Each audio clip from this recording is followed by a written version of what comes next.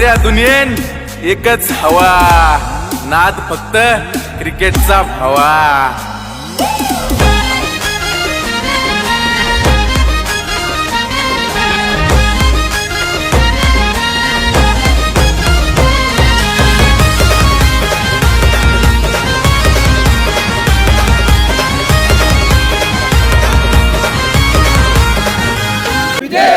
कोण म्हणताय देत नाही, कोण म्हणताय देत नाही, शेतकरी एकजुटीचा 8 तास लाईट, 8 तास लाईट मिळालीच पाहिजे. शेतकऱ्यांवर अन्याय करणाऱ्या भाजप सरकारचा धिक्कार असो. अरे या सरकारचं करायचं काय? 8 तास शेतकऱ्यांना वीज द्यायची, ग्रामीण भागात आणि पूर्ण महाराष्ट्राला वीज द्यायचा निर्णय झालेला आणि मग तो बदलून एक पत्रक काढलं काही दिवसापूर्वी आणि 8 ते 6 तास. तेव्हा पण शेतकऱ्यांनी बिचारे सहन केलं. ते 6 तासाचं 4 केलं तेव्हा पण आमच्या शेतकऱ्यांनी सहन केलं. किती सहनशीलतेचा अंत बघणार आहात. काल 2 दिवसापासून फक्त 2 तास वीज त्या शेतकऱ्यांना त्या ठिकाणी भेटत आहे. सिंगल फेज नाहीच आहे, 3 फेज पण नाही आहे. 2 तास कसे बसे तरी, आणि ते पण कधी 4 ते 6 वेळ सांगितला जातो सकाळी 8:30चा.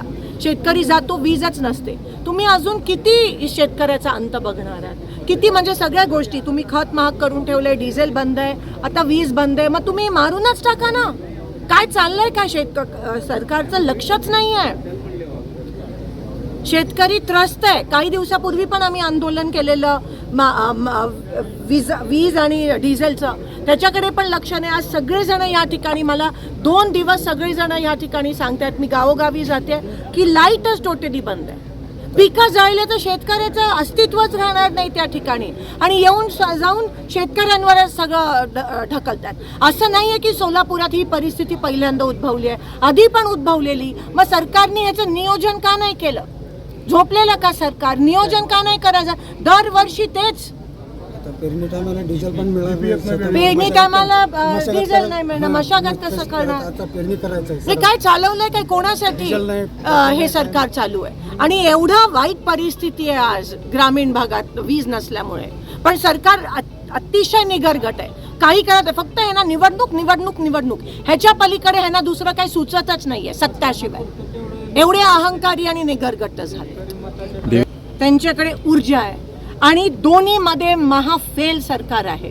आज तुम्ही बघता रिपोर्ट प्रमाणे पण सर्वात जास्त महिलांवर अत्याचार असतील, लहान मुलांवर अत्याचार महाराष्ट्र नंबर 1 आहे रिपोर्ट प्रमाणे. म्हणजे होम खातं पूर्णपणे फेल आहे मुख्यमंत्र्यांकडे, आता ऊर्जा खातं त्यांच्याकडे पूर्णपणे फेल आहे त्यांच्याकडे. मग नेमकं करतायत काय?